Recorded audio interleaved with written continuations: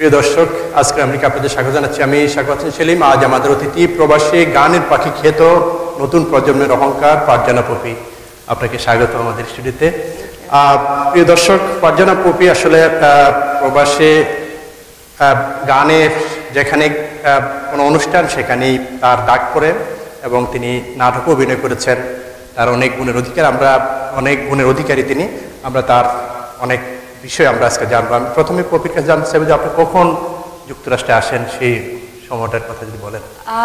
আমার তখন বয়স সম্ভবত 12 বছর ছিল এবং আমার আব্বু আম্মু কিন্তু আগে থেকে এখানে ছিল।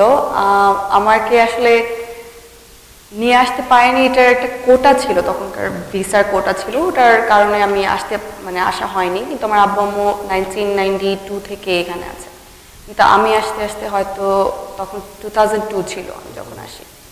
তো অলমোস্ট 10 বছর পর অ্যাকচুয়ালি আব্বু আম্মুর সাথেও একটা দেখা হয় এখানে। সব কিছু মিলে আমার একটা ভালো একটা ফিলিংস ছিল। তো আমি আসি এবং আমি এখানে এসে জুনিয়র হাই স্কুল শুরু করি। অনেক ছোটই ছিলাম বলতে গেলে। আর এই তো সেখানে কিভাবে কার কাছে ছিলেন? বাংলাদেশের মা বাবা এখানে? আমার ফুপু ছিল। আমি অ্যাকচুয়ালি একদম ফার্স্ট স্টেজে যখন আমাকে 3 বছর থাকতে রেখে আসে তখন আমি ছিলাম নানুর সাথে। আর তারপর আমি যখন একটু স্কুলের ব্যাপারে একটু বেশি মনোযোগ দিতে হবে তখন আমার আব্বু আম্মু আবার আমার ফুপুর কাছে রেখে আসে। ওইখানে কোথায় পড়াশোনা করছিলেন? আমি ফার্স্ট কুমিল্লা সিটিতে ছিলাম, আমার ঠিক মনে নেই, ছোট ছিলাম তো। কিন্তু পরে আমি যখন ঢাকাতে মুভ করি, ওটা ছিলাম আমি যাত্রাবাড়ির পাশে শরীরাখড়া। সেখানে কতটুকু পড়াশোনা করে? আমি 6 গ্রেড পর্যন্ত পড়েছিলাম। এখানে 7 গ্রেডে এখানে এসে 7 গ্রেড শুরু করি। এখানে পড়াশোনা যখন করছেন বাংলাদেশ থেকে আসার পরে, তখন কেমন পড়াশোনার যে বাংলাদেশি পড়াশোনা এখানকার পড়াশোনা তখন কি মনে হয়েছিল? আমি অ্যাকচুয়ালি ওখানেও যেখানে পড়াশোনা করেছি ইংলিশ রিলেটেডই ছিল, সো খুব বেশি প্রবলেম হয়েছে বলবো না। প্লাস আমার বড় বোন ফারজানা পাপড়ি তখন আমার পাশে ছিল সবসময়। তিনি এখানেই ছিলেন? জি। আমি এসে আমার বোনের সাথে 3 বছর অ্যাকচুয়ালি একসাথে ছিলাম। তারপর তো বোনের বিয়ে হয়ে যায়। তো আমার যে ফার্স্ট স্টেজটা আসার পরে আমার বোনের হেল্প ছিল অনেক বেশি, আমার গান থেকে শুরু করে আমার পড়াশোনা সবকিছু ব্যাপারে। কিন্তু বাংলাদেশের পরিবেশ, এখানকার পরিবেশ, বাংলাদেশের স্কুল, এখানকার স্কুল কেমন সেটা মানে আবহাওয়া এবং এনভায়রনমেন্ট সবকিছু মিলে অনেক ডিফারেন্ট ছিল। কিন্তু ওই যে আব্বু আম্মুকে এত বছর পর পাওয়া, সেটার আনন্দে আসলে সবকিছু ভুলে গিয়েছিলাম আর কি। তারপরও বলবো যে পড়াশোনার ব্যাপারে অনেক হেল্প ছিল আমার। কিন্তু এনভায়রনমেন্ট যেটা আমি আশেপাশে মানুষকে দেখে অনেক একটু ডিফারেন্ট লাগতো। বাংলাদেশের মানুষরা আছে না যে একটু বাংলায় কথা বলা, প্লাস মানুষ খুব হেল্পফুল হয়। এখানে তো একটু টাফ ছিল, বাট আমি অনেক ভুলেও গেছি, অনেক আগের কথা মনে হয় যেন। স্কুলে যখন প্রথম গেলেন, এখানে স্কুলে আসার পরে স্কুলে যে যারা সহপাঠী ছিল এবং স্কুলের পরিবেশ, তখন কিছু মনে পড়ে তখনকার সময়টা? একদমই না।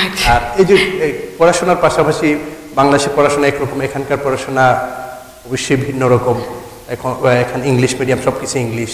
সেখানে আপনি আবার গানের জগতে কিভাবে আসলেন সেই বিষয়টা? আমি কিন্তু আসার পরের বছর থেকে আমার মনে পড়ে আমার আব্বু আমাকে গানের স্কুলে ভর্তি করে। বাংলাদেশে থাকতে আমি কিন্তু গান শিখিনি, এখানেই প্রথম। হ্যাঁ, এখানেই প্রথম। তো এখানে আসা এবং আমাকে গানে ভর্তি করার কারণটা আমাকে বলেছে যে তুমি যাতে বাংলাটা না ভুলে যাও, সেই জন্য বাংলা কালচার, প্লাস আমার বোনও তখন অনেক ভালো শিল্পী, তখন অলরেডি ফারজানা পাপড়ি বলতে সবাই চিনতো, অনেক ভালো শিল্পী ছিল এখানে। তখন বললো যে ঠিক আছে, তোমার বোনের স্টেপ ধরেই তুমি শুরু করো, তোমার বোন তো আছেই হাতে খড়ি দেওয়ার মতো। সেই থেকে আসলে আমাদের শুরু। প্লাস আমাদের বাসায় কিন্তু সবসময় বাংলা নিউজ পেপার থাকতো, যাতে আমরা আবার বাংলা লেখাটা যাতে আমাদের সবসময় আয়ত্তে থাকে। তো সেই জন্য আমরা এখন পর্যন্ত আমি আমার আম্মুর কাছে দুজনের কাছে অনেক গ্রেটফুল যে আমরা আসলে বাংলা কালচারটা যতটুকুই পাই চেষ্টা করছি ধরে রাখার, আমি এবং আমার বন্ধু জানি। ওইটার কারণে এবং গানটাও ওই কারণেই আমাদের আসলে গানে ফার্স্ট ভর্তি করানো হয়েছিল আমার আব্বু। কোথায় গান শেখা ছাড়া আর কোথায় কোথায় গান শিখেছি? আমি আপু ছাড়াও আমি হাতে করে নিয়েছিলাম এখানে সুর ছন্দের যে অধ্যাপক এমদাদুল হক, স্যার, ওনার কাছে। আর আমার গানের যে আমি যে রবীন্দ্রসঙ্গীতটা আসলে আমার করা উচিত, একটা দিক যে ধরিয়ে দেওয়া, এটা দেওয়া হয়েছিল আসলে আমার বোনের তখন রেকর্ডিং হচ্ছিল মিডি মিউজিক নাদিম আহমেদের। তখন আমি ওনার সাথে যাই, আমার বোনের সাথে যাই, এবং এমনি যে জোক হিসেবে হয়তো কথা বলছিলাম, আড্ডা দিচ্ছিলাম। আমাকে বললো যে তুমিও একটু দেখি তোমার গলা কেমন। তো আমি যখন গান করলাম তখন নাদিম আহমেদ স্যার উনি আমাকে বলেছিল যে তোমার মনে হয় সব ধরনের গান করো, বাট তোমার মনে হয় রবীন্দ্রসঙ্গীতটা বেছে নেওয়া উচিত। তখন থেকে রবীন্দ্রর উপরেই বেশি জোর দেন। আমরা তো সব গানই দেখি। আসলে আমি আসলে সেভাবে রবীন্দ্রসঙ্গীত টিচার পাইনি। এমতাজ স্যার হলো নজরুলগীতিতে অনেক মানে এক্সপার্ট পারসন। সো ওনার নজরুলগীতির টিচারের কাছে শিখে তো আসলে রবীন্দ্রসঙ্গীত ওইভাবে ইয়ে করা যায় না। তো আমি ওইভাবে আসলে টিচার পাইনি, ওই সময় এতটা ছিল না আমাদের। এটা তো আরও 10 বছর আগের কথা। এখন হয়তো অনেকে এসেছে, আমি ঠিক বলতে পারবো না, কারণ লাস্ট 2 ইয়ার্স ধরে আমার একটু মিউজিক ক্যারিয়ার গ্যাপ যাচ্ছে। সেটা রিজনও জানি, আমার বেবি হয়েছে সেই জন্য। কিন্তু ঠিক তখনকার টাইমে আমার যে একটা ভালো টিচার দরকার ছিল আমার মানে গানটাকে রবীন্দ্রসঙ্গীতটাকে আয়ত্তে আনা, সেটা আমার সম্ভব হয়ে ওঠেনি। প্রবাসী কি আসলে এরকম শিক্ষক রয়েছে জানা মতে? এই জিনিসটাতে আমরা এখনো অনেক ল্যাক করছি, কারণ বাংলাদেশে যেভাবে ওরা সিঙ্গাররা যেভাবে অপরচুনিটি পাচ্ছে, আমাদের তো এখানে একদমই বলতে গেলে কম্পেয়ার করলে নেই।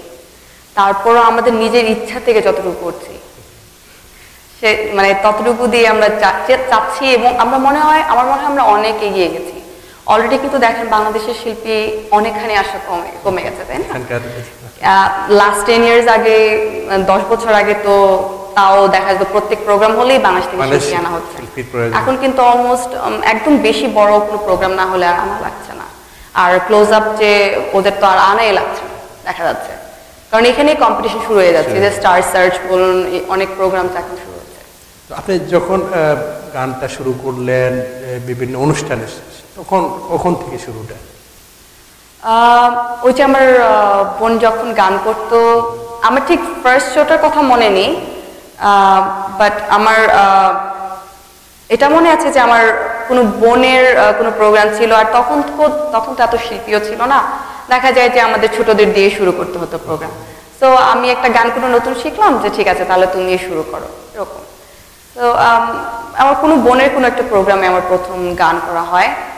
আর তখনকার কিন্তু ঘরোয়া প্রোগ্রাম অনেক বেশি হতো, কারণ এত বড় প্রোগ্রাম এখানে তখন মানে ক্যাপাবিলিটি ছিল না এত করার।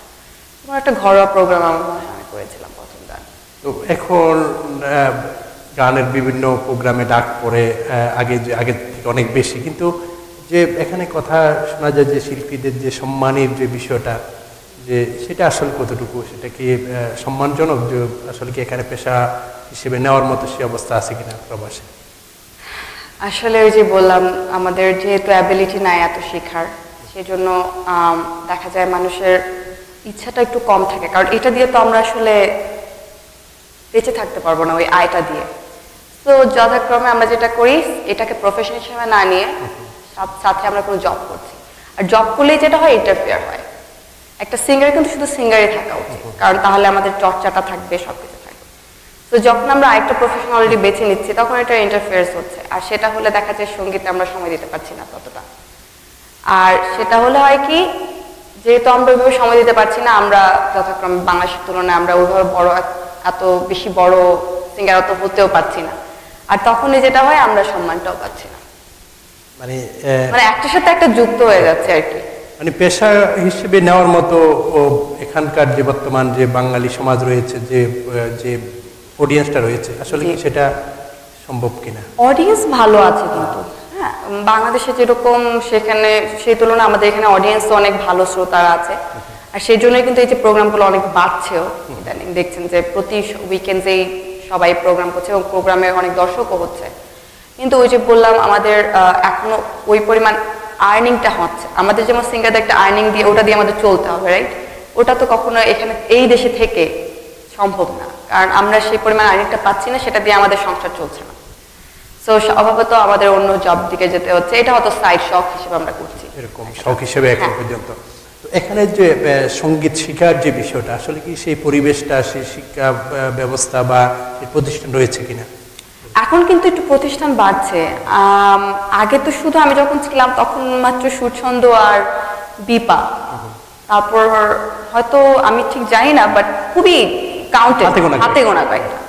এখন কিন্তু অনেকগুলো বাড়ছে, আমি জানি সাদা রং একটা আছে এবং আরো কয়েকটা, শুধু মানে 2-3টা না, অলমোস্ট 10, 5 or 10 অনেক হয়েছে। হ্যাঁ, অনেকগুলো হয়ে গেছে। সো স্বাভাবিক, আমার মনে হয় যে ওই যে আমার বাবা যে উদ্দেশ্যে শুরু করেছিল, সবাই আমার মনে হয় এখানে সেই উদ্দেশ্যেই, বেশিরভাগ মানুষ যেটা আমি জানি যে বাংলা কালচারটার মধ্যে থাকবে, একটু গান শেখায়। তো ওই উদ্দেশ্যেই কিন্তু শুরু হয়। হতে হতে এখন হয় কি, অনেকেই চিন্তা করে যে না, তাহলে আমার বাচ্চাও কেন দিব না, এরকম করতে করতে এখন অনেক অনেক বেশি মানে কালচারাল হয়ে যাচ্ছে, অনেক কালচারাল মাইন্ডেড পিপল আসছে। কিন্তু এখানে কি আসলে সঙ্গীত শিক্ষা দেওয়ার মতো সেই শিক্ষক ব্যবস্থা কি রয়েছে পর্যাপ্ত পরিমাণে? প্রতিষ্ঠান রয়েছে। সব স্যারদেরকে রেসপেক্ট করে আমি বলবো, যারা আছে তারা তো ভালো আছে, কিন্তু আমার মনে হয় আরো দরকার, আরো শিক্ষকও আমাদের দরকার, এবং সব ধরনের ক্যাটাগরি যাতে দরকার। কারণ সবাই তো শুধু নজরুল বা ক্লাসিকেই থাকবে না, এক এক ধরনের ক্যাটাগরি একটা ভালো ওস্তাদ দরকার আমাদের। যেমন আমি এখন পর্যন্ত খুঁজে আমার মনে হয় না একটা রবীন্দ্রসঙ্গীতে ভালো একটা ওস্তাদ পাচ্ছি, যাকে আমি মানে যার হাত ধরে আবার আমি আরো আগাতে পারি। আমাদের আরো মানে দরকার আর কি। তো এখানে যে প্রবাসীরা রয়েছে, প্রবাসীদের মধ্যে সঙ্গীত চর্চার যারা নতুন প্রজন্ম যারা আছে, তাদের আগ্রহ কেমন? তাদের কিন্তু আগ্রহ আছে বলেই এখন ওই যে নতুন প্রজন্মের এত দর্শক দেখবেন, এবং ইভেন স্টেজে গেলেও অনেক পারফর্মার দেখা যায় ইয়াং। তো ওদের কিন্তু আগ্রহ আছে বলেই এত মানে বাংলাদেশি প্রোগ্রামগুলোতে এতগুলো ইয়াং মানুষ, মানে ইয়াং স্টারসরা এখন যোগ দিচ্ছে। এখানে যখন বিভিন্ন অনুষ্ঠানে যাওয়ার পর এমন কোনো প্রতিবন্ধকতা মনে হয় কিনা যে এখানে এইভাবে আরো পরিবেশ বা সার্বিক বিষয়ে কি মনে হয়? সরি, বুঝিনি। মানে প্রতিবন্ধকতা বলতে যে এখানে কোনো সমস্যা রয়েছে কিনা, যে এখানে কোনো গান গাইতে গিয়ে বা যে আরো ভালো করার জন্য বা যে বিষয়টা, এরকম কোনো কিছু মনে হয় কিনা? না, টুকিটাকি সমস্যা তো আসলে সব জায়গায় থাকে, এখানে যেমন থাকবে বাংলাদেশের যে কোনো প্রবলেম থাকবে, কিন্তু আমি নিজে পার্সোনালি কোনো ফেস করতে হয়নি, আমি বলবো না তেমন কোনো সমস্যায় পড়িনি। তো এখানে যে বিভিন্ন সংগঠনগুলো রয়েছে, তারা যে প্রোগ্রামগুলো করে, প্রোগ্রামে তাদের যে আয়োজন, এই আয়োজনটা কেমন মনে হয়? যে এখানে এটা কি পর্যাপ্ত, যে সঙ্গীতের জন্য যে সময়টা দেওয়া হয় বা প্রোগ্রাম রাখার জন্য যে পরিমাণ তাদের সময় দেওয়ার কথা, যে একটা অনুষ্ঠানে এই পরিমাণ সঙ্গীতের জন্য বা এরকম কালচারাল প্রোগ্রাম থাকা দরকার, আলোচনা, তাদের বিভিন্ন অনুষ্ঠান থাকে, বিভিন্ন আলোচনা, বক্তব্য ইত্যাদি থাকে। তো সেই জায়গার মধ্যে সঙ্গীতের জন্য বা গানের জন্য, সাংস্কৃতিক অনুষ্ঠানের জন্য যে সময়টা দেওয়া হয়, সেটা কি মনে হয়? সেটা কি যথেষ্ট? আমার তো মনে হয় আমাদের পক্ষ থেকে যথেষ্ট দেওয়া হয়, কারণ আমরা সবাই এখানে বিজি, এবং সেটা আমরা কিন্তু সেই সময়টা নিয়ে এই যে রিহার্সাল করছি একটা প্রোগ্রামের আগে, এতগুলো সময় আমরা এফোর্টটা দিচ্ছি, এটা তো অনেক বড় একটা পাওয়া। হয়তো আমরা সেই মানে বাংলাদেশের মতো এত সেই লেভেল, সেই পর্যায়ে একটা প্রোগ্রাম করতে পারি না, কিন্তু আমাদের যে ব্যাক স্টেজে যে এফোর্টটা আমরা দিচ্ছি, সেটা কিন্তু আমাদের বাংলাদেশের ওই সব পারফরমেন্স থেকে অনেক বেশি। কারণ আমরা সারাদিন কাজ করে এসেও সেখানে এসে রিহার্সাল করে প্রোগ্রামটা কিভাবে আরো বেটার করা যায়, সেই জন্য আমরা সবসময় মানে কাজ করতে থাকি। তো আমরা বলবো যে আমরা এখানে আরো বেশি দিচ্ছি। কিন্তু প্রায় একটা অভিযোগ শোনা যায় যে বিভিন্ন অনুষ্ঠানে এত বেশি বক্তব্য থাকে, বক্তব্য শেষ হওয়ার পর তারপর যখন অনুষ্ঠানটা খাওয়ার সময় হয়, তখন শিল্পীদেরকে গান গাইতে দেওয়া হয়। আমি কিন্তু আমার নিজের সঙ্গীতের ব্যাপারে কথাটা বলছিলাম, এখন বক্তব্যের পার্টটা আসলে আমি কোনো কমেন্টস করতে পারবো না, কারণ এটার ব্যাপারে আসলে আমি নিজেও যখন গান করতাম আমি দেখতাম যে এই জিনিসটা আমাদের সবসময় ইন্টারফেয়ার করে, কিন্তু আসলে যতই বলি দেখা যায় যে কাজ হচ্ছে না, এই জন্য আমি আসলে বাদ দিয়ে দিয়েছি বলার। ওই ব্যাপারে আর কোনো কমেন্টস করবো না। ওরা তো আসলে সবাই তো টিভিতেও দেখছে, এবং আমি শিওর ওরা নিজেরাও জানে যে এটা আসলে আমাদের শিল্পীদের এনাফ রেসপেক্টটা দেওয়া হয় না। যখন এটা কন্টিনিউ করে আর আমাদের গানের টাইমটা একদমই কমে যায়, তখন এটা আসলে আমাদের শিল্পীদেরকে অসম্মান করা হয়। আর পথ মেলায় যে আয়োজনগুলো হয়, বিভিন্ন মেলা, বিভিন্ন বড় অনুষ্ঠান যেগুলো হয়, সেখানে কেমন, সেখানকার দর্শক বা সেখানকার পরিবেশটা কেমন?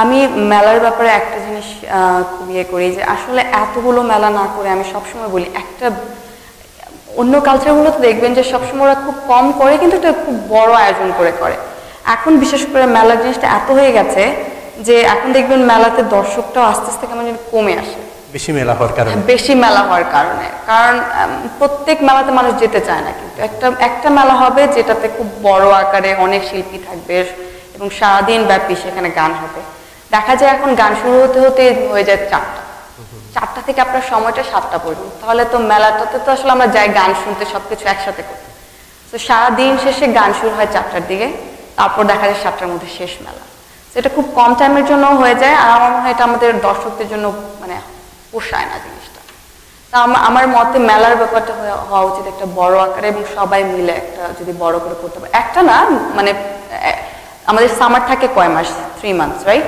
3 মাসে যদি আমরা 3টা বা বেশি হলে 6টাই করলাম কিন্তু সেই জায়গায় কিন্তু অনেক বেশি হয় 6টার জায়গায় একদিনই থাকে দেখা যায় বিভিন্ন জায়গায় বিভিন্ন মেলা দর্শকের অনেক দর্শক এতে ভুগে যে কোনটাতে যাবো আরেকটা বিষয় যে এখানকার যে আপনারা সঙ্গীত চর্চা করেন এখানে যুক্তরাষ্ট্র অনেক সঙ্গীত সমৃদ্ধ দুইটার মধ্যে তুলনা করেন তাহলে কি মনে হয় আমি আসলে বাংলাদেশে তো কখনো প্রোগ্রাম করা হয়নি এক্সেপ্ট ফর টিভি শোজ করেছিলাম কিছু তো আমি আসলে সেইভাবে কম্পেয়ারটা করতে পারছি না যদি করতাম তাহলে হয়তো বলতে পারতাম এখানকার শিল্পীরা যারা গায় বিভিন্ন প্রোগ্রামে অনুষ্ঠান যায় তাদের সাথে তুলনা করলে বাঙালি যারা এখানে সঙ্গীত শিল্পী যারা রয়েছেন সেখানে তাদের সাথে তুলনা করা হয় সেটা যদি আমরা কোন পর্যায়ে আছি বাঙালি যারা এখানে শিল্পী রয়েছে আপনি কি বলতে চাচ্ছেন যে এখানকার মূলধারা যারা এখানে আছে এবং এখানকার যুক্তরাষ্ট্রের মূলধারা যারা সঙ্গীত শিল্পী রয়েছে জি তাদের সাথে যদি সেই পর্যায়ে যাওয়ার কোনো সুযোগ রয়েছে কিনা বাঙালিদের আরো সময় লাগবে এটা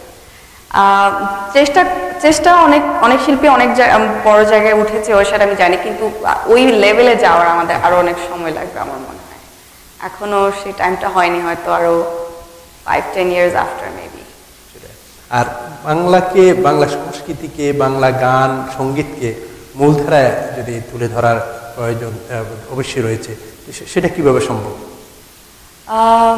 এখানে আমি কয়েকজন হাতে গোনা আমি সিঙ্গার দেখেছি যারা আসলে খুব ভালো করছে কিন্তু ওই যে জিনিসটা হয় ওদেরকে আসলে ইন্সপিরেশন দিতে হবে উৎসাহ দিতে হবে দেখা যায় যে তুমি ইংলিশ গান করছো না কেন একটু বাংলা গান করো প্যারেন্টসরা কিন্তু অনেকে যেরকম বলে যে আমার ছেলে মানে অনেক সময় না প্রাউড ফিল করে যে আমার ছেলে ইংলিশ জানে বা ইয়ে জানে কিন্তু ওরা আবার কিন্তু ওইটাও প্রাউড ফিল করে যদি বাংলা গান জানে তো দেখা যায় যে বেশি পুশ করতে চায় যে না তুমি বাংলা গান শিখো ইয়ে না করো যদি আমার মনে হয় যে একটা ও না ইংলিশ গানে ভালো করছে তাকে ওইভাবে ইনস্টিটিউশনে দেওয়া উচিত ওকে ওইভাবে শিখতে দেওয়া উচিত তাহলেই তো আমাদের বাংলাদেশে কোনো একটা সিঙ্গার ওই লেভেল আমাদের মেইন স্ট্রিম আমরা দেখতে পাবো তাই না এখন কি কেউ এরকম আছে যে আমি দেখেছি অ্যাকচুয়ালি আমি হাতে গোনা মানে 2জন বা 3জন দেখেছি খুব ভালোই করছে আমি একজন জানি বিশেষ করে আপনি জানবেন নিলয় যে খুদেরাজ ওর যে ছোট ভাই আছে আমি নামটা ভুলে গেছি আমার মাহি ও কিন্তু খুব ভালো করছে ওকে যদি আপনি ওইভাবে ভালো একটা ইনস্টিটিউশনে দেন আমার মনে হয় ও ভালো করবে আরেকটা মেয়ে ছিল আমি ঠিক নামটা বলতে পারছি না একটা প্রোগ্রাম আমি দেখেছিলাম ও খুব মেয়েটা খুব ভালো গায় এবং আমি তাকে নিজে কথা বলেছি ওর সাথে যে তুমি শিখো আমার মনে হয় তুমি অনেক ভালো করবে আমি যখনই কোনো সিঙ্গারকে খুব ভালো দেখি ভালো গাচ্ছে আমি সবসময় যাই এবং বিশেষ করে যদি একটা ইয়াং পার্সন হয় তাহলে তো আমি ডেফিনেটলি ইন্সপিরেশন দেওয়ার চেষ্টা করি যে তুমি আরো এটা করো বা এটা ভালো হবে তোমার জন্য এখানে আপনি জব করছেন যেহেতু এখানে সঙ্গীতে সেই হিসেবে যেভাবে সম্মানী দেওয়ার কথা সেটা আসলে দিতে পারছেন না বিভিন্ন কারণে এবং জব করছেন সংসার পড়াশোনা সবগুলো কিভাবে মেনটেন করতে পারছি না বলে এই যে গানটা 2 বছর ধরে গ্যাপ যাচ্ছে কিন্তু আমার ইচ্ছা আছে ইনশাল্লাহ কারণ আমি এখন আসলে আমার ব্যাচেলার্সের দিকে বেশি দিচ্ছি আর নেক্সট ইয়ার যদি আমরা ইনশাল্লাহ শেষ করতে পারি তাহলে আমার ইচ্ছা আছে আবার ইনশাল্লাহ ব্যাক করার মিউজিক লাইফে কারণ এখন তো একদমই চর্চা করা হয় না যেহেতু চর্চা করা হয় না সেজন্যই আসলে আমি স্টপ দিয়েছি আমার কাছে এই জিনিসটা ভালো লাগে না যে আমি চর্চা করবো না কিন্তু ঠিকই গান গেয়ে যাবো কারণ এটা আসলে আমি দর্শকদেরকে একটু দিচ্ছি আমার কাছে মনে হয় মানে এনাফ দিচ্ছি না আমার কাছে মনে হবে তো এই জন্য গ্যাপ দিচ্ছি আর আমার জবও করতে হচ্ছে কারণ আসলে আমার যেটা হয় আর কি, ব্যাচেলার শেষে আমি ওয়েট করতে চাই না যে আমার একটা জবের জন্য। আমি এখন যেখানে জব করছি আমি সেটাই পার্মানেন্ট হয়ে যাবে আমার ব্যাচেলার্সের পরে। সো এই জন্য জবটাও কন্টিনিউ রাখছি, অ্যাটলিস্ট স্যাটারডে জব করার চেষ্টা করছি, যখন আমার বাচ্চাকে আমার সবাই দেখতে পাচ্ছে ফ্যামিলির, প্লাস বাচ্চা তো আছেই, সংসার এগুলো দেখতে হচ্ছে একসাথে। তো সবগুলো মিলে মানে চলে যাচ্ছে আর কি, সেই জন্য একটু গানটা একটু ব্রেক দিচ্ছি। তো এখানে যে পরিবেশ সব কিছু মিলে বাঙালি কমিউনিটি, তো তাদের সাথে বাঙালি কমিউনিটি যেভাবে বেড়ে ওঠার কথা, কি মনে হয় সেভাবে কি তারা এগোচ্ছে? সার্বিক বিষয়ে পড়াশোনা, শিক্ষায় নতুন প্রজন্ম কিভাবে এগিয়ে যাচ্ছে সেটা কি? শিক্ষায় কিন্তু অনেক এগিয়ে যাচ্ছে মাশাআল্লাহ। আর একমাত্র একটা জিনিস আমার কাছে শুধু আনকমফোর্টেবল লাগে যখন আমার ধরেন কলিগস বলেন বা আমি যে ডক্টরস অফিসে কাজ করি, ডক্টরই বলেন হঠাৎ করে যখন আমার কাছে এসে বলে যে তোমার বাংলাদেশে তো এটা হলো, এতগুলো মানুষ কেন মারা গেল, যখন আমার কাছে কৈফিয়ত চায় তখন আমি যখন দিতে পারি না। সো আমি বলবো যে পলিটিক্যালি এটাকে সবার আগে ঠিক হতে হবে। আর সবচেয়ে বেশি আমরা যে ধাক্কাটা খেয়েছিলাম রানা প্লাজা, ওটার ব্যাপারে আমি অনেক বেশি মানুষের কাছ থেকে শুনতে পাচ্ছি। তো আমাদের আসলে মানে এইসব জিনিস যখন আগে ঠিক হবে তখন আমার মনে হয় যে আমরা আরও এগিয়ে যেতে পারবো।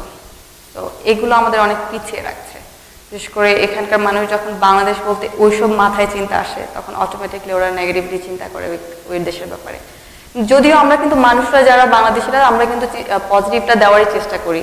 আমরা ক্রিকেট চিনে না কেন, ক্রিকেট চিনানোর চেষ্টা করি, কারণ এটাতে আমরা ভালো করছি। যদিও আমরা পজিটিভ দেওয়ার চেষ্টা করি, বাট হয় কি ওইসব জিনিস আমাদের আবার ব্যাক করে দেয়। যখন আমরা বলতে চাই যে আমরা একজন বাংলাদেশি, তখন বলে বাংলাদেশে তো এটা হয়েছে, it automatically comes up.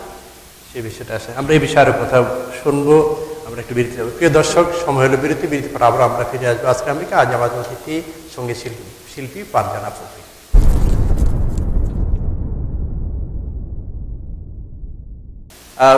প্রিয় দর্শক, বিরতি পর আবার আমরা ফিরে আসলাম আজকে আমেরিকা। আজ আমাদের অতিথি প্রবাসের নতুন প্রজন্মের সঙ্গীত শিল্পী পারজানা পপি।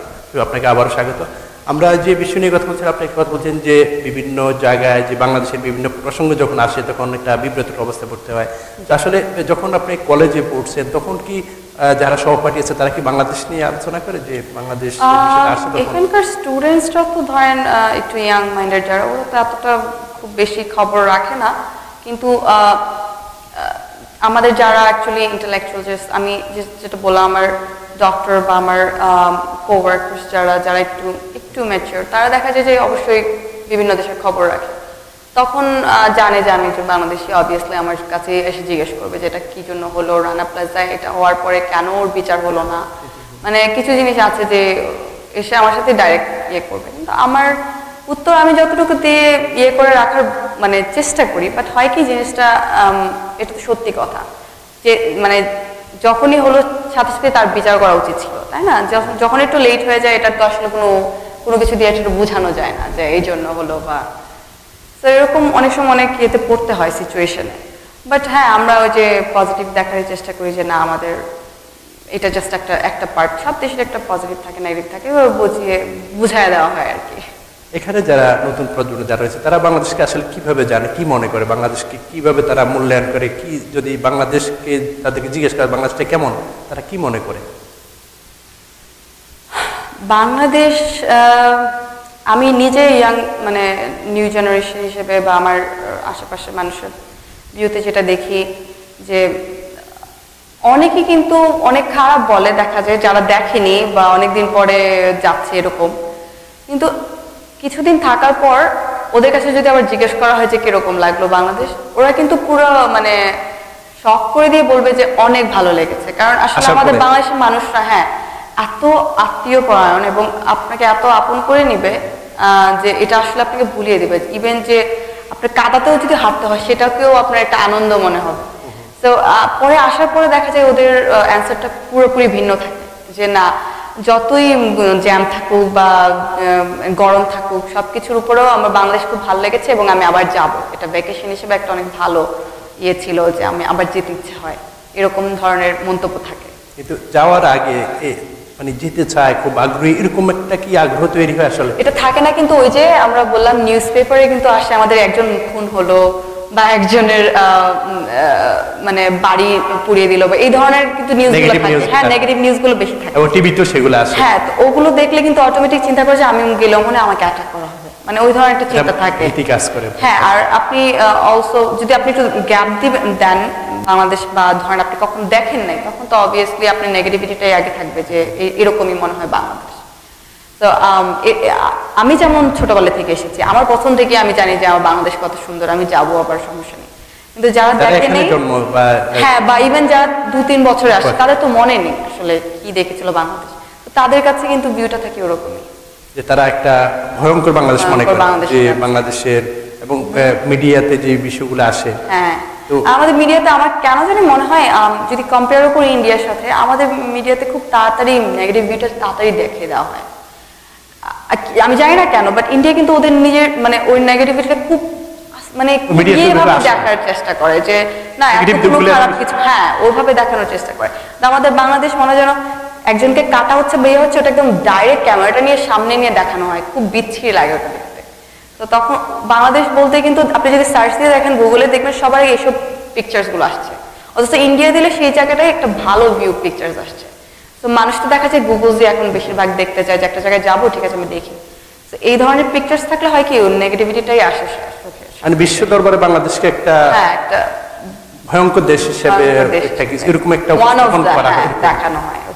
সেই বিষয়টা গুগলে গেলেও দেখা যায়, মিডিয়াতে সব জায়গায় মানে নেতিবাচক প্রচারণটাই বেশি। বাংলাদেশের অর্জনগুলো আসলে সেভাবে হয়তো আসে না, এরকম মনে হয়।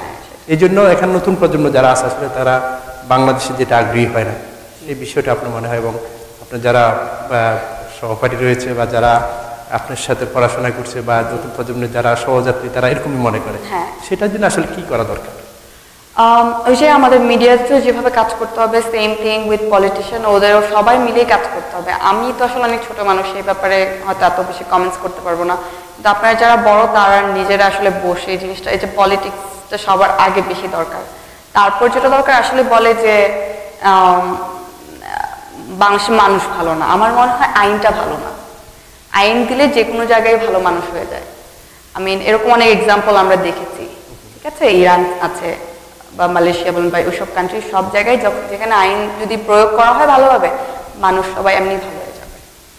তো ওইটাই আর কি, আমাদের আইনটা আগে দরকার ভালোভাবে। এমনকি আমরা যদি যুক্তরাষ্ট্রের মিডিয়ার সাথে তুলনামূলক আলোচনা করি বা বিশ্লেষণ করি, তাহলে বাংলাদেশের মিডিয়া যে জিনিসগুলো আসে সেগুলো কেমন? আসলে এক একটা যুক্তরাষ্ট্রের মিডিয়া যে খুব বেশি স্বচ্ছ পানি পাবো সেটাও বলবো না, কারণ আমরাও এখানে অনেক কাছে আমরা অনেক কিছু হাইড করে, অনেক নিউজ যেটা আমাদের দেখানোর ইচ্ছে নেই সেটা আমরা দেখাই না, বা দেখা যায় উল্টো করে দিয়েও নিউজটা দেখে। মিডিয়া তো ওদের কাছে সবকিছুরই হাত আছে, ওরা যেভাবে চায় সেভাবে দেখাতে পারবে। তারপরও হয় কি অ্যাটলিস্ট ওরা যেটা দেখায় মানে একটা খুব ভাবে দেখায় না, যেটা খুব মানুষের চোখে লাগবে। ওই যে আমরা যেটা বললাম, কাটা ছেঁড়া ওই জায়গায় গিয়ে হয়তো পিকচারটা মানে ভিডিও ক্যামেরাটা নিয়ে যাবে না, ওইভাবে নিয়ে যাবে না। তো সবসময় আমরা একটু চেষ্টা করবো যে খুব যাতে গায়ে গিয়ে না লাগে, ওই ধরনের ভিডিও দেখলে বা দেখলে যেটা হয় আমাদের শরীরে খুব গুজবাম্পস এসে যায়। তো ওই আমার কাছে একটা আমার রিকোয়েস্ট থাকবে যে খুব বেশি ক্যামেরাটা ওভাবে দেখানো উচিত না, বাংলাদেশের মিডিয়া যেভাবে দেখায়। তো এখানে যারা নতুন প্রজন্ম রয়েছে, তাদের বাংলাদেশের জন্য তাদের কোনো একটা কিছু করার কেমন আগ্রহ দেখা যায় বা করার ইচ্ছা আসলে আছে কিনা? যে তারা যদিও অনেকে এখানে বাংলাদেশে যাওয়ার চিন্তা ভাবনা অনেকেরই নাই, থাকে না, এখানেই প্রতিষ্ঠিত হওয়ার, এখানে সিটিজেন, এখানেই সব কিছু, কিন্তু তারপরেও কি বাংলাদেশে করার মতো সেই আগ্রহটা নতুন প্রজন্ম একজন প্রতিনিধি হিসাবে কি মনে হয়? আগ্রহটা হবে যদি আমাদের নিজেদের সিকিউরিটিটা থাকে। আমাদের এই দেশের সবচেয়ে বড় রিজনটা কি, আমরা যেখানে আছি আমরা একটা লাইফ সিকিউরিটি পাচ্ছি, আর সবকিছু কিন্তু অলমোস্ট বাংলাদেশেও ভালো মানুষ লাইফ লিড করতে পারতেছে যদি আমরা আমাদের ওইভাবে এনাফ ইনকাম থাকে। শুধু একটাই আমার কাছে নিজের কাছে যেটা মনে হয় যে ডিফারেন্সটা একটাই, আমার এখানে লাইফ সিকিউরিটি আছে, ওখানে আমার লাইফ সিকিউরিটি নেই। হ্যাঁ, ওখানে এখানে আমাদের আইন আছে, ওখানে আইনটা ভালোভাবে নেই। আমার যদি কোনো মামা না থাকে পুলিশ অফিসার, দেখা যাবে যে আমার বাড়িটাও চলে যাচ্ছে, এরকম। সো তো যদি এখানকার জেনারেশন ওরা যদি বাংলাদেশে কিছু করতেও চায়, সবার আগে ওই জিনিসটা আমাদের থাকতে হবে, তাহলে তো আরো আমরা বেশি ইন্টারেস্ট হব যে আমরা বাংলাদেশে গিয়ে ঠিক আছে কিছু করতে চাই, এখান থেকে ডিগ্রি নিলাম বাট কিছু ভালো কিছু করতে চাই ওখানে গিয়ে, বাংলাদেশের মানুষের জন্য বাংলাদেশে গিয়ে। কিন্তু ওরা যদি ভালোভাবে নাই থাকতে পারে তাহলে তো ওদের আসলে ইচ্ছেটা কম থাকবে যে বাংলাদেশে গিয়ে যদি আবার কিছু হয় তার চেয়ে ভালো এখানেই থাকি। আমরা আবার সঙ্গীত ফিরে আসি, অনেক বিষয় নিয়ে কথা হলো যে সঙ্গীত, একজন সঙ্গীত শিল্পী হওয়ার জন্য এখানকার যে পরিবেশ তার কিভাবে সাধনা করা দরকার, কিভাবে নিজকে তৈরি করা দরকার বলে মনে করেন? সঙ্গীতটা আসলে অনেক বড় একটা সাধনার ব্যাপার। আমার ছোট মুখে এটা বলে হবে না, কারণ আমি নিজেও খুব কম সাধনাই করি, কিন্তু আই এম প্রিটি শিওর যে অনেক একটা ভালো পর্যায়ে যেতে হলে, একটা ভালো কোয়ালিটি একটা সিঙ্গার হতে হলে অনেক বেশি সাধনার প্রয়োজন। আর সবারই আমার মনে হয় একটা সাইডও বেছে নেওয়া উচিত যে কে কোন সাইডটা আসলে ভালো করতে চায়। আমি আমার নিজের প্ল্যানটাই বলি সেই ইয়েতে যে আমারও ইচ্ছা আছে, যেহেতু আমার রবীন্দ্রসঙ্গীতে যাওয়ারই প্ল্যান আছে, ইভেন যখন আমি কন্টিনিউ করবো আমার মিউজিক, আমি ওই লাইনে থাকার ইচ্ছা। আমার ইচ্ছে যেমন শান্তিনিকেতনে গিয়ে হয়তো পুরো 1 বছর পারবো না, 2 বছর পারবো না, বাট জাস্ট কয়েক মাস থেকে একটু জাস্ট আমার যেখানে রবীন্দ্রনাথ ছিল, যেখানে রবীন্দ্রসঙ্গীতের আসলে শুরু, সেখানে একটু থেকে জাস্ট এনভায়রনমেন্টের সাথে একটু গালে লাগিয়ে আসা আর কি, আর একটু যতটুকুই পারি একটু হয়তো কিছু শিখে আসা ওখান থেকে। তো আমি এটাই বলবো যে যেটাই শিখবে তার একটা প্রপার টিচারও দরকার এবং সাধনা অনেক বেশি দরকার। সঙ্গীতটা আসলে কখন থেকে এই শিক্ষার কখন থেকে সে আসলে শুরু করবে যদি একজন সঙ্গীত শিল্পী হতে চায়? যত ছোট থেকে সম্ভব আমার মনে হয়। আমার মেয়েকে আমার গান শেখানোর খুব ইচ্ছে, সো আমি হয়তো যখন থেকে কথা বলা শিখবে তখন থেকেই, কারণ আমার জন্য অনেক লেট হয়ে গেছিল। আমি তো অলমোস্ট 12 ইয়ার্স যখন, তখন আমি গান শিখাই ধরি, মানে হারমোনিয়াম ধরা আবার গান শিখা শুরু করি। তো আপনি যদি ছোট থেকে ধরেন ওইটা আপনার আয়ত্তে চলে আসবে, তাল বলেন, লয় বলেন, সব কিছু। তো তখন হয় কি, যখন আমার গান শেখা শুরু, ঠিক সেই বয়সে অলরেডি সে গান পিক আপ করে তার পারফরমেন্স কীভাবে করবে সেটা চিন্তা করবে, মানে অনেক বেশি আগে মানে এগিয়ে থাকবে আর কি। একজন শিল্পীর কোন বিষয়টা সবচেয়ে বেশি ইম্পর্টেন্ট? তার গলা, তার কণ্ঠ, তার উচ্চারণ, এই বিষয়গুলো যদি... উচ্চারণটা অনেক বেশি জরুরি, এটা খুব কানে লাগে।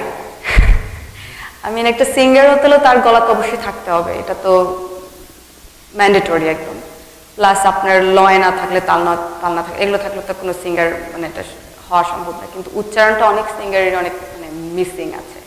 তো আমার মনে হয় এটার ব্যাপারে খুব মনোযোগী হওয়া উচিত। আর আঞ্চলিক গানের ক্ষেত্রে কোন বিষয়টা? হ্যাঁ, সেম থিং। যখন আপনি আঞ্চলিক গান করবেন তখন আমার মনে হয় আঞ্চলিক ওই কথাগুলো আয়ত্তে আনা উচিত, ওরা কিভাবে কথা বলে ঠিক ওইভাবে করে উচ্চারণ করে গানগুলো করা উচিত। আর রবীন্দ্রনাথকে কতটুকু জানতে হয় রবীন্দ্রসঙ্গীত শিখতে হলে, সেই বিষয়টা কি মনে করেন? সেটা জানার জন্যই আমি যেতে চাচ্ছি। রবীন্দ্রনাথ তো আসলে এত বড় একটা মানুষ, মানে কি বলবো, মহামানব। তো ওনাকে জানতে হলে একমাত্র আমার মনে হয় ওখানে না গেলে আর আমাদের জানা সম্ভব না, যদি আপনি স্পেসিফিকলি রবীন্দ্রনাথের কথা বলেন। সেভাবে প্রত্যেক লেখক এবং প্রত্যেক ধারার কথাই বললাম, লালন শাহ গান গেতে হলেও লালন শাহর ওখানে যাওয়া উচিত, এবং কাজী নজরুল বলেন সবার বেলায়। তো এটা আসলে শেখার কখনো শেষ হবে না আর কি। এটার ওনার এতগুলো গান আয়ত্তে আনা, এবং ওনার যে মুহূর্তে গানগুলো লিখেছিল ওই মুহূর্তগুলো যদি আপনি নিজের মধ্যে আনতে পারেন তাহলে ওই গানটা আসলে পুরোপুরি সম্পূর্ণভাবে গাওয়া হবে। যে একটা গানের যে অর্থ, গানটা বুঝে এবং কোন মুহূর্তে আসলে লিখেছিল, এটা কি জন্য লিখেছিল, মেইন কারণগুলো যদি আপনি জানতে পারেন তখনই আসলে। এটা কি প্রত্যেকটা গানের ক্ষেত্রে? হ্যাঁ, প্রত্যেক গানের ক্ষেত্রে পিছনে কোনো না কোনো কাহিনী থাকে। আসলে কাহিনীগুলো যদি আমরা জানতে পারি তাহলে আসলে গানগুলো গাওয়াটা অনেকই হয়। আর গান আর যারা আবৃত্তি করে, জি, সেই দুইটার মধ্যে অনেকে এখন দেখি যে গানের মধ্যে আবৃত্তি করে, এই দুইটার মধ্যে আসলে কি সেটাও একটা সঙ্গীত? এটা ঠিক সঙ্গীত না, বাট এটা একটা আর্টিস্ট, মানে একটা আর্টিস্টিক জিনিস। যে এখন যে তবলা থাকছে এবং পাশে মিউজিক থাকছে, এটা কিন্তু শুনতে সুমধুর লাগে না আরো? শুধু একটা ভয়েস শোনাচ্ছে, আপনি যদি মিউজিক এবং সবকিছু একসাথে করে দেন, আমাদের গানের বেলাও তো সেই, আমরা একটা খালি গলা গাওয়ার চেয়ে আমরা তো সবাই মিউজিক দিয়ে এখন গান করি, দেখা যায় এটা একটু শুনতে সুমধুর লাগে। এটা আরেকটা সঙ্গীতের মতোই সেই উপভোগ্য। তো আমাদের প্রবাসে আবার ঘুরে যে আমরা বলি যে প্রবাসে যারা শিল্পী হতে চায় তাদের আসলে এটা কি যে প্রতিষ্ঠানগুলো রয়েছে, প্রতিষ্ঠানগুলো কি আসলে সেই চাহিদা মেটানোর মতো অবস্থা আছে আসলে? সেই আনুষঙ্গিক পরিবেশ, সেই প্রতিষ্ঠান সবকিছু মিলে যে কয়টা রয়েছে সেখানে কি করণীয় দরকার? যে কয়টা আছে সেটা তারা কিন্তু ভালোই করছে আমার যতটুকু মনে হয়। কারণ একটা প্রতিষ্ঠানে গেলে আপনি কিন্তু বিভিন্ন সাইড বেছে নিতে পারছেন। আমি আমার নিজের টিচারের কথা বলবো, একটা প্রতিষ্ঠানে গেলে ওনার গিটার শেখার ব্যবস্থা আছে, বাংলা শেখার ব্যবস্থা আছে, নাচ শেখার আছে, গান শেখার আছে, বাংলা শেখার যেটা বললাম। হ্যাঁ, তো এতগুলো অপশন থাকলে হয় কি আপনি কোন সাইডটা আসলে আপনার বাচ্চাকে দিবেন, বা আপনি যে সবগুলোই চান, বিভিন্ন টাইমিং আছে ফিক্স করা, আপনি ওই টাইমিং অনুযায়ী সেই ক্লাসটা করলেন। তো আমার কাছে মনে হয় যে এগুলো খুব ভালো, যে একটা জিনিসের চেয়ে এতগুলো জিনিস রাখাটাই একটা প্রতিষ্ঠানে ভালো, কারণ তাহলে আমাদের চয়েস চুজ করার অপশন থাকছে। যখন একজন শিল্পী গান গায়, সঙ্গীত চর্চা করে, তখন তার যে যদি মানে এই পারিপার্শ্বিক জীবনের যে বিষয়, অনেক সংসারে জীবনে অনেক সুখ দুঃখের কাহিনী থেকে, তখন এই দুইটা কিভাবে যদি আপনি মূল্যায়ন করেন, যে তখন তার সঙ্গীতটা তাকে সেই ব্যথাগুলো কি ভুলে যেতে সাহায্য করে? ব্যথিত গানগুলো সবচেয়ে বেশি আমার কাছে মনে হয় মানুষের কাছে প্রিয় হয়, কারণ সবার মধ্যে আসলে বেদনা থাকে, আবার সুখটাও থাকে, কিন্তু সুখটা একটু থাকে কম সময়ের জন্য, বেদনাটাই থাকে। কারণ আমরা যখন একা থাকি তখন আমার মনে বেশিরভাগ আমরা চিন্তা করি বেদনার কথাই। তো ওই বেদনাটা তো সব ফ্যামিলিতে বেদনা বা ইয়ে থাকবে। আর শিল্পী বলতে আমার কাছে মনে হয় যে ওরা আগে বেদনার কথাটাই চিন্তা করে, তাহলে গানের কণ্ঠের মানে ওটা আরো সুমধুর হয়ে আসে গানটা। তো আমাদের, হ্যাঁ, আপনি যেটা বললেন, আমার মনে হয় আপনি রিলেশন জানতে চাচ্ছিলেন যে আমাদের শিল্পীদের বেদনা নিয়ে চিন্তা করে আমরা গানটা করি নাকি। হ্যাঁ, ওটা তো থাকি, ওটা আমরা আরো বেশি চিন্তা করি যাতে গানটা আরো ভালো হয়। একজন শিল্পী যদি তার সংসারে কোনো কারণে বিভিন্ন কারণে যদি সমস্যা থাকে, সে যখন সঙ্গীত চর্চা, এটা তার উপরে কি প্রভাব পড়ে সেই বিষয়টা? বুঝিনি, সরি। মানে সঙ্গীত, যখন একজন সঙ্গীত শিল্পীর তার যদি পারিবারিক জীবনে বা তার পারিপার্শ্বিক অবস্থায় যদি কোনো সমস্যা থাকে, সেটা সঙ্গীতের উপরে কি বেশি প্রভাব ফেলে? এখন আসলে ডিপেন্ডস অন পারসন, কারণ এক একজন আসলে ঠিক এক এক রকম। আমার কাছে মনে হয় আমি একটা জায়গায় ঢুকলাম, আমি পিছনে কি হলো আমি ভুলে গিয়ে আমি যখন একটা কাজে ঢুকলাম, এটা আমার সবসময়, আমি কাজ করি মোটামুটি ছোট থেকেই, তো এটা আমার এমপ্লয়ার থেকে শিখে আমি যে সবসময় মাথায় রাখি। আমি যখন কাজ করি আমার বাসায় কি হচ্ছে আমি ওগুলো মাথায় রাখি। তো আমি যখন গানে ঢুকবো, সেম থিং, আমি আসলে বাসায় কি হলো বা আমার এর আগে আমার বাবার সাথে কি হলো ওগুলো নিয়ে আমি চিন্তা করি না, তখন আমি পুরোপুরি আমার গানের ইয়াতেই থাকি। তো এটা আসলে এক একজন মানুষের উপর ডিপেন্ড করে যে আপনি, এবং আমার কাছে মনে হয় এইটা করলেই আমার বেশি মানে শাইন করা যায়। আপনি যদি ওই চিন্তা নিয়ে এখানে একটা কাজ করেন, তাহলে এটাও হচ্ছে না ভালোভাবে, ওটাও হচ্ছে না। তো ওভাবে আসলে একটা মানুষের আগানো উচিত, যে পিছনে কি হলো চিন্তা বাদ দিয়ে সামনে কি হবে সেটা নিয়ে চিন্তা করাটা। তো আমাদের প্রবাসী সঙ্গীতের সম্ভাবনা কতটুকু, যে এখানে যারা সঙ্গীত চর্চা করে, বা এখানে ভবিষ্যৎটা কেমন দেখছে? আমি কিন্তু দেখছি ভালোই, কারণ ওদের যে উৎসাহটা দেখি বিভিন্ন প্রোগ্রামস গেলে, যে ওদের যে একটা ক্রাউড দেখি, এটা দেখে আমার কাছে মনে হয় যে না ভালোই। ওরা যে এখন পর্যন্ত বাংলাদেশি গান বা বাংলাদেশি কালচারটার প্রতি এখনো ইন্টারেস্টেড, এটা দেখে আমার কাছে মনে হয় যে না ভালোই করবে যদি ওরা আসলে এটাতে লেগে থাকে। অনেকে বলেন যে নতুন প্রজন্ম একসময় বাংলা ভাষা ভুলে যাবে, বা বাংলা অনেকে বাংলা পড়তে পারে না, এই বিষয়টা আসলে কি? হয়তো আমি এখন বাংলাদেশি মানুষের সাথে বেশি মিশি বলে জানি না, বাট হয়তো আশেপাশে যেসব জায়গায় খুব কম বাংলাদেশি প্রোগ্রাম হয়তো ওরকম হতে পারে, কিন্তু আমি যাদের পাশে দেখি আমি কিন্তু দেখি যে ওরা আরো ইন্টারেস্টেড অনেক শেখার। কারণ এখন কিন্তু দেখবেন আপনি ইভেন একটা জব করতে গেলেও দেখা যায় যে আপনি কি কয়টা ল্যাঙ্গুয়েজ জানেন, তো দেখা যায় যে আমি বাংলাদেশি, তো আমার বাংলাদেশি ল্যাঙ্গুয়েজটাই তো আগে জানানো উচিত। দেখা যায় যে ওইটার জন্য চিন্তা করলেও বাংলাদেশি ল্যাঙ্গুয়েজটা আমরা আয়ত্তে আনিনি, যে আমি তাহলে দুটা ল্যাঙ্গুয়েজ জানি, বাংলা এবং ইংলিশ। অনেকে বলেন যে আসলে এখানকার যে সংবাদপত্র রয়েছে, যে এখানকার যারা আসে ইমিগ্রেন্ট হয়ে আসে, তাদের কারণেই হয়তো সংবাদপত্র টিকে থাকবে, নতুন প্রজন্ম একসময় হয়তো সংবাদপত্র পড়তে পারবে না।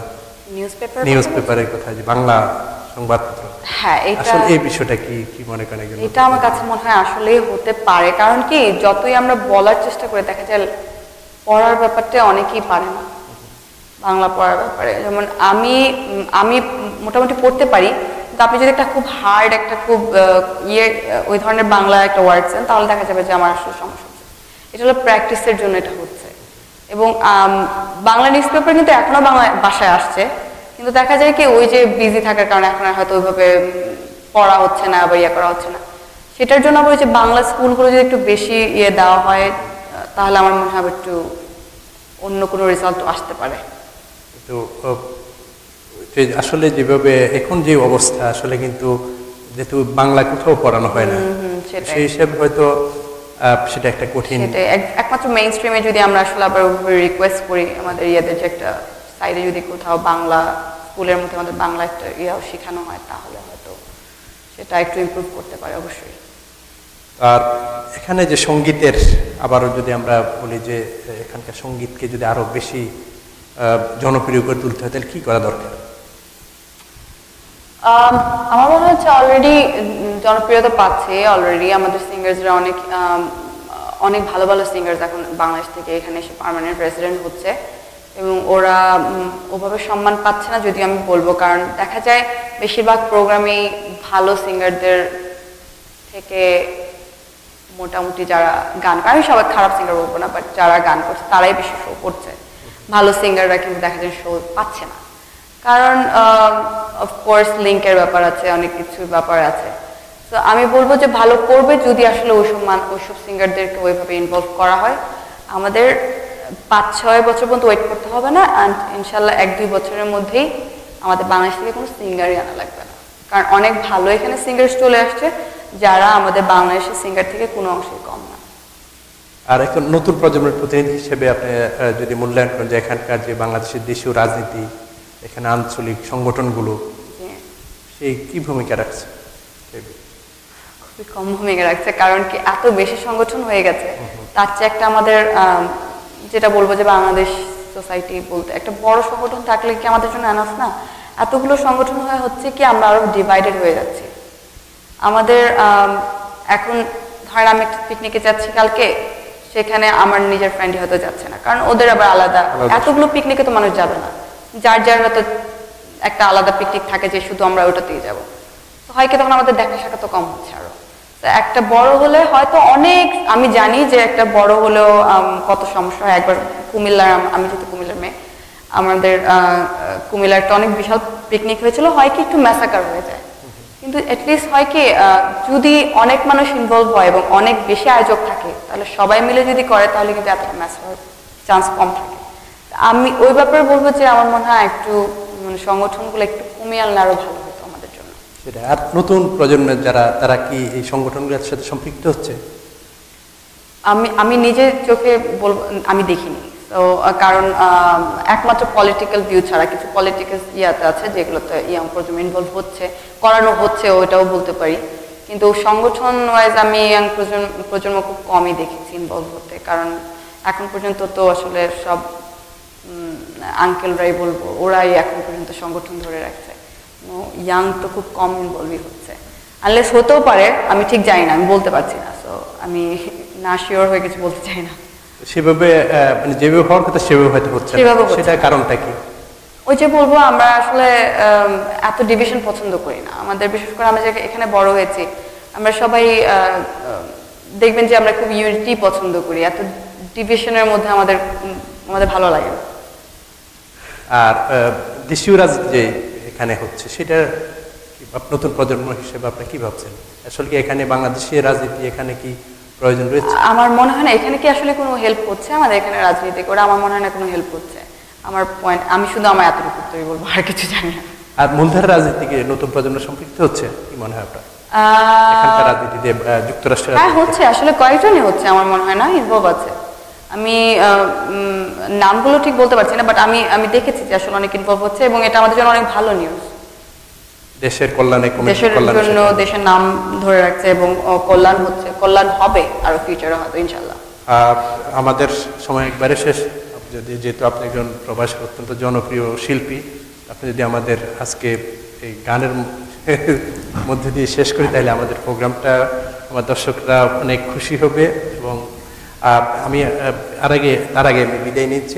প্রিয় দর্শক, আমাদের আজকের অতিথি প্রবাসীর অত্যন্ত জনপ্রিয় সঙ্গীত শিল্পী ফারজানা আফরোফি। আমরা তার গান দিয়ে আজকে শেষ করবো। আমি বিদায় নিচ্ছি, আপনারা ভালো থাকুন, সুস্থ থাকুন।